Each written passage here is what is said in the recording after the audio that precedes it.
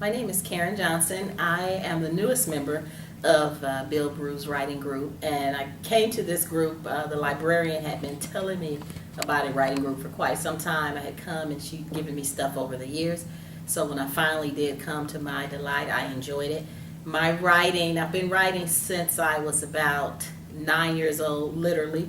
I enjoy writing. It's always been kind of a way to escape what I was feeling.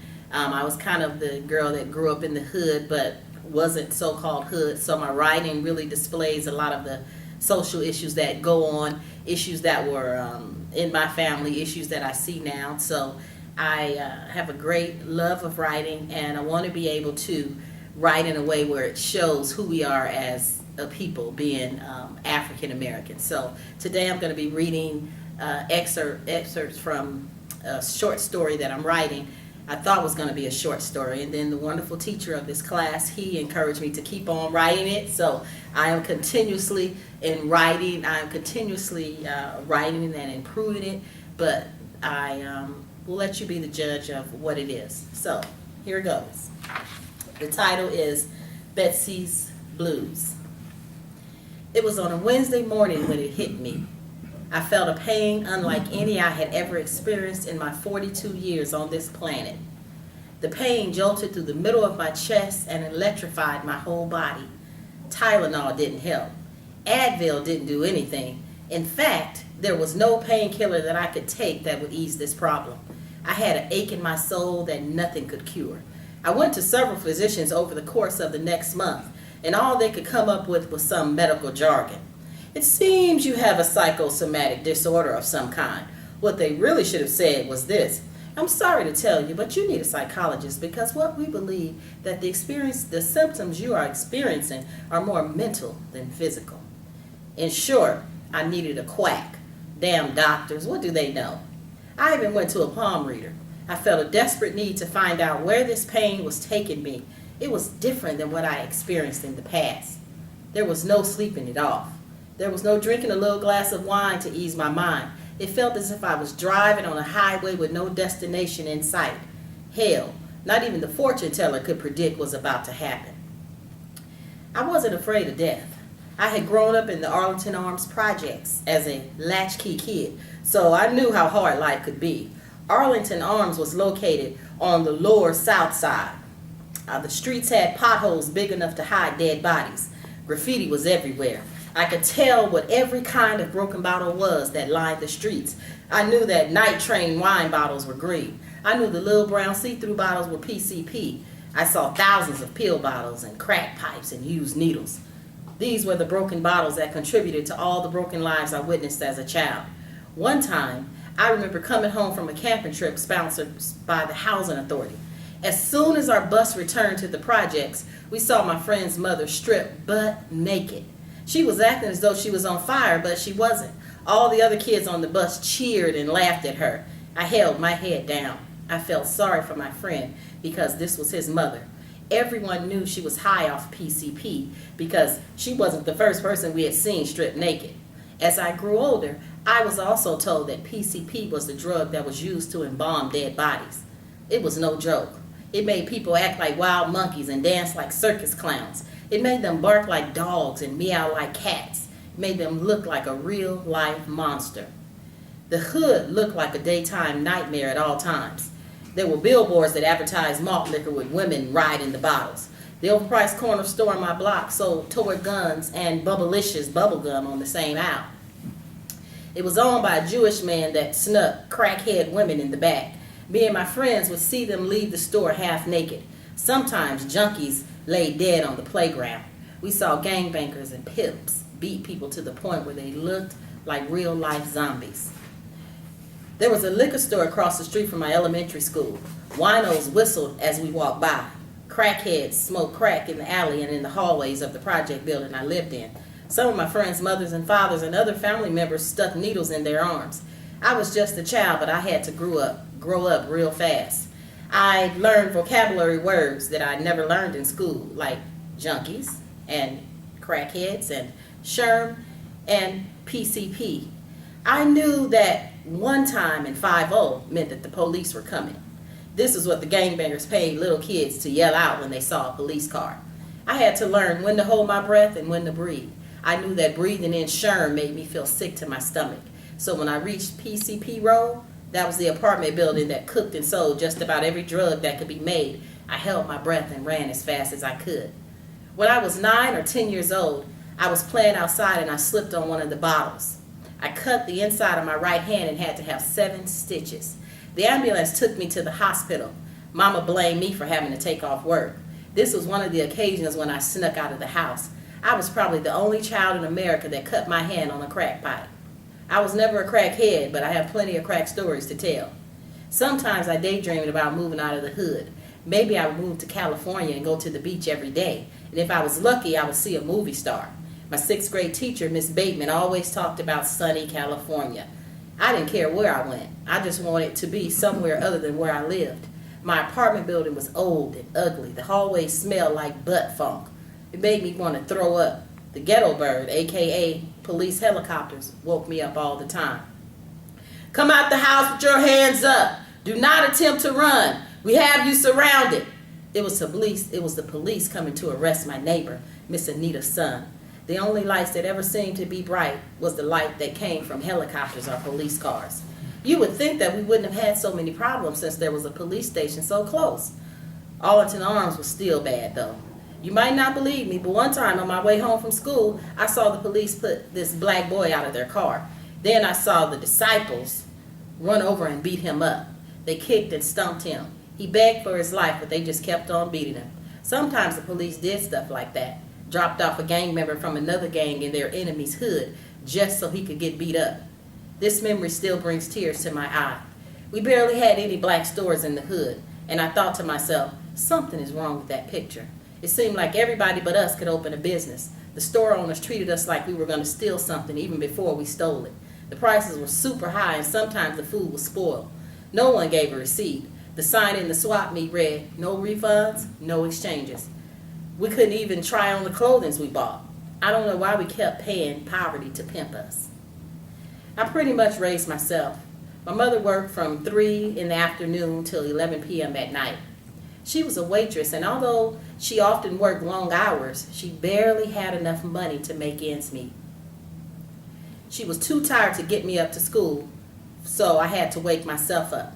I fixed my own breakfast, which was off-brand cornflakes and powdered milk. I owe an eternal thank you to the cow, otherwise known as United States government, for the powdered milk that never ran dry. Just add water, and voila, milk appeared out of nowhere. When I did manage to get to school early, I enjoyed the hot breakfast that Mrs. Jones, the cafeteria manager, made. She cooked for us like we were her children. I love Mrs. Jones' cooking. Although my mother had constantly warned me not to ask her for shit, I finally got up enough nerves to ask her for a pair of Jordache jeans. It seemed like everybody had a pair except me. I didn't know how so many people on welfare and food stamps bought all the name brand clothes. They lived in the projects just like me. Why couldn't my mother afford to buy me something in style? It went a little something like this. Mama, I suddenly got a cough as I thought about what she would say. My heart was now pounding. Mama, can I have $20 to buy a pair of Jordache jeans? Mama immediately threw one of her don't ask me for shit fits. We robbing Peter to pay Paul, and you have the nerves to ask me for some goddamn Jordache jeans? Seemed to me that after all those years of Peter being robbed, Paul should have been paid in full by now. She then went into telling me how hard she worked. She ended her fit by telling me that if anybody was going to get a pair of new jeans, it would be her. I had to fight many cold Chicago winters without heat. It was always during the cold months when Mama forgot to pay the gas and electric bill. That's the lie she told, but I knew the truth. After a while, I got used to sleeping in my winter jacket. Every now and then, me and Mama ate at the chicken spot next to our home. Other than that, I survived on peanut butter and jelly sandwiches and government cheese toast. You know, that long brick of cheese that came in the brown box labeled USDA pasteurized processed cheese. It never ran out. I ate so much of it, I'm sure I'm still constipated to this day. At first, I didn't think my mother was a bad mother, but by my 11th birthday, she removed all my doubt. I woke up extra early. I just knew she would have a gift waiting for me. I was wrong. There was no gift, no birthday card, no balloons, no cake, and no ice cream. All Mama left was a note that read, I have to work late, so I left you a TV dinner in the freezer. I sat on my mattress and cried. In my head, I wished she were dead. Christmas wasn't any better. After a while, I stopped expecting anything. That way, my feelings getting hurt. That way, my feelings wouldn't get hurt when I didn't get anything.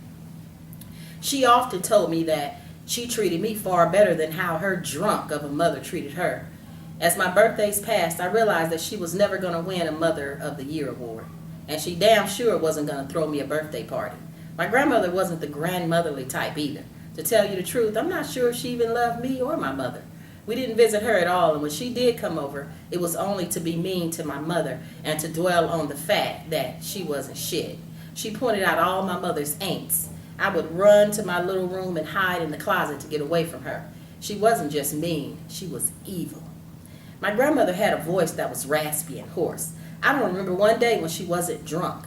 She talked slow and never said the ending of her words. Her nickname was Stinky. The moment she saw me, she would yell, "Bring your yellow ass here." My mother called me that same name when she was upset too. I guess I wasn't dark enough for them. I'm told that my father was also high yellow. I was punished for looking like my daddy. I reminded my mommy of the man that she wanted to forget. If I didn't do something right in her eyes, she would yell, "You acting just like your stupid daddy." How could I be acting like a man that I had never met? A man that wasn't even around long enough to cut my umbilical cord. The truth is that I wish my daddy was around. I had never met him, but I missed him. I would close my eyes and try to imagine how he looked. I imagined him being tall, of course light-skinned, and very good-looking. Since I didn't look a lot like my mother, I guess I really did look like my daddy. I had dimples and long black hair. The only part of my body that looked like my mother was my nose. We had pudgy little noses. My mother wasn't as dark-skinned as my grandmother, but her skin was darker than mine. She was about 5 feet 5 inches tall, and I was almost as tall as her, and I was only in the 6th grade. The only memories I had as a child came from my great-grandmother. She was always sweet and kind to me, but my mother told me that she was an alcoholic too. By the time I met her, she had stopped drinking. I wish she could have lived longer. She died when I was 12 years old. I loved her more than anything. She always would hug me and bring me mints. She knitted gloves and scarves. One time she knitted me a pink doll. She knew how my mother and grandmother treated me, so she tried to be as nice as she could to me. The only other family members I had was my grandmother's brothers and sisters. My mother had 2 sisters, but they were raised by their father. I had never met them. Their father had taken them from my grandmother, and she never saw them again. Maybe this is why she was so mean. Maybe that's why she was a drunk. For the most part, it was just me, my mother, and her Casper, the friendly ghost boyfriend that never seemed to come during the daylight. She said my father was married when she met him and had a family of his own. He had broken my mother's heart. He was one of those rolling stones that left a baby everywhere he laid his head. My mother wasn't the one chosen to be his lawfully married wife. I even went to school with one of my brothers, but he didn't know I was his sister. I was afraid of the whipping I would get, so I never said a word. This is the story that Mama would tell me when she was drunk. Can you imagine how I felt? To know that I had brothers and maybe even sisters, but never being able to meet them. I cried myself to sleep on many nights. I was a lonely child. I looked out the window as the other children played, and I wished I could play with them. However, my mother threatened to beat me if I left the apartment when she wasn't home. One day while she was at work, I disobeyed her and went out anyway. To my surprise, I loved being outdoors. I enjoyed the new friends that I had just met and the games that they taught me how to play. I liked this new game called tag. Tag was the game where if the boys caught up to the girls, they could touch your behind or your chest. At 11 years old, I probably liked this game a little too much. My mother wasn't around to tell me that little girls shouldn't play tag because it makes you feel all tickly inside. I never shared my feelings with her. I got caught on purpose, actually. I liked being touched by the boys. I felt like they really liked me. Maybe if Mama would have hugged me more or told she loved me just once, I might not have liked tag so much. Year after year, I remained home alone. My mother had now graduated from being a workaholic to an alcoholic. Just when I thought my life couldn't get any worse, it did. Mama began bringing a lot of weird men to our house. I was afraid of some of them. To make matters worse, she made me call each of them Uncle. In my childlike humor, I gave them all of a name. There was Uncle Friday, Uncle Saturday, and the most famous one of all, Uncle Monday. He hugged me so tight that my small little blues would go flat on his chest. Then he would take his gigantic hand and run it down the middle of my pants and up to my butt. That's not all Uncle Monday did. One day he caught me off guard and pulled me really close to him. His hands looked like huge tree branches. Mama was so drunk she couldn't realize what he was doing to me. He kept smiling and pulling me closer and closer to him. I could taste the smell of liquor on his breath. He did his usual of grabbing me between my legs, but this time he went inside my pants. I could feel him sticking his finger inside of me. I tried my best to get away, but he was strong. I screamed as loud as I could, "Mama, Mama, help me." Mama was passed out on the living room floor. I didn't feel the same way I did when I was playing tag with the boys. Then he moved his finger around and around, up and down, harder and harder, and I cried louder and I screamed so hard that my voice left. All I could do was cry. No one came. After I couldn't get away from him, I just stood there. And when he finished doing what he was doing, he squeezed me real tight and then pushed me away, just like he had he pushed me away like he hadn't just took something away from me. It was the worst feeling I have ever felt. Mama still didn't wake up. To this day, I can still smell the alcohol on his breath. I never told Mama what he did to me. Actually, this is the first time I'm telling anyone. This went on every Monday for the next several months. Boone's Farm and Night Train was my mother's favorite drink. She drank them religiously. At some point, Boone's even became my mother's boss. She would do anything to get a bottle of it. There was no payday. The bottle took that too. Boone's made my life a living hell. I slowly lost all hope of having a real mother. I wasn't there to her. She stayed so drunk that I doubt she even knew when I picked up my dingy little clothes at 16 and a half and left home. As a goodbye letter, I taped a note to her bottle of Boone's Farm that said, "Come get me when Mr. Farm leaves." She never came. Miss Anita, the lady that lived downstairs from us, let me move in. She was always nice to me. When I was much younger, she kept me for my mother. She had 2 sons, but one was in jail and the other one was away at college. I think she felt sorry for me. She knew what my mother had become, so she always tried to look out for me. I stayed with Miss Anita for a little over a year. She wasn't trying to be my mother. She just gave me a place to lay my head. Although I could tell she was on drugs, she never offered me any or smoked in front of me. She slept all day, barely had food in the house, and would stay out all night. When she did come home, she would sleep for days at a time. I refused to call her a crackhead because she was nice to me, and that's all that mattered. I'm sure it wasn't a shock to anyone when I dropped out of high school. I had already had a picture of what my future would look like. My great-grandmother was a drunk, my grandmother was a drunk, and my mother was a drunk. If things didn't change, I was probably going to become a drunk too. Everybody in the project was hooked on something or someone. I saw generations of crackheads just like my family was a generation of alcoholics. At times I felt trapped. I felt like someone dropped me off in a place where I didn't belong. I wanted to feel better about myself, but even when my mother's voice was silent, it was still loud. "You think you better than me, little girl?" All I could hear was her calling me bad names in my head. I began reading to drown out the voices that made me feel like my mother didn't want me. I loved school. I loved reading about happy endings. I loved writing. I often wrote about little black girls that had hard lives but ended up with happy endings. Writing was my California. It took me out of the ghetto and placed me inside of a beautiful house where the sun was always shining. My favorite story was about how Harriet Tubman freed the slaves. She was my imaginary friend that would save us from the Arlington Arms projects. She would come at night and take us all somewhere where our mothers and fathers didn't beat us. A place where we could eat good food and stay warm. A place where Uncle Mondays didn't exist. I was a strange child. My grandmother said that I was full of wisdom for a little girl. I was placed in gifted and talented classes in school. My 7th grade teacher told me that I was one of the best writers in her class. I even wrote our 8th grade graduation speech. It was titled "The Butterfly." I came up with the idea after one of my favorite teachers played the song, "Black Butterfly" by Denise Williams, during one of our Black History Month programs. And it said, "Morning light, silken dreams take flight as darkness gives way to dawn. You survived, now your moment has arrived. Now your dream has finally been born. Rise up even higher so the winds can catch your wings. Black butterfly, sail across the waters. Tell your sons and daughters what the struggle brings. Black butterfly, set the skies on fire. That dream conceived in truth can never die, 'cause now you're free and the world has come to see just how proud and beautiful you are. Fly, butterfly. Yeah, yes, fly." My graduation speech encouraged my friends to become butterflies. I told them how we were all different in our own ways. Life is like the stages of a butterfly. Sometimes we will be seen as ugly moth when we're really beautiful butterflies in the making. I went on to tell my classmates that it is a fact. Even when half a butterfly's wing is cut off or damaged, they can still fly. I ended by saying, keep on flying.